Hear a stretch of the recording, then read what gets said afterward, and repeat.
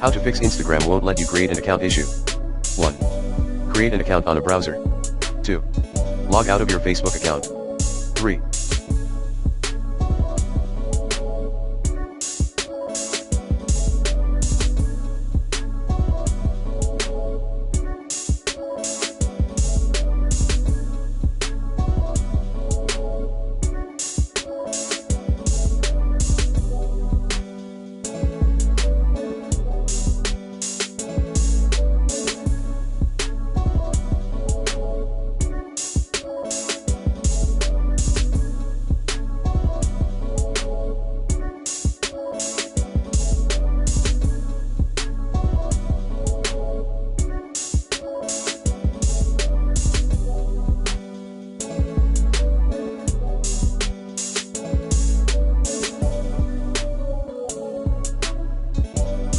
Use another IP address, if you can.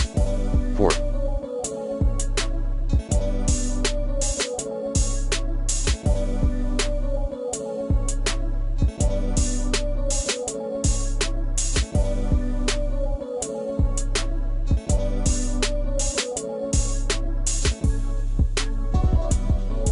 Using the recommended NordVPN in this video guide.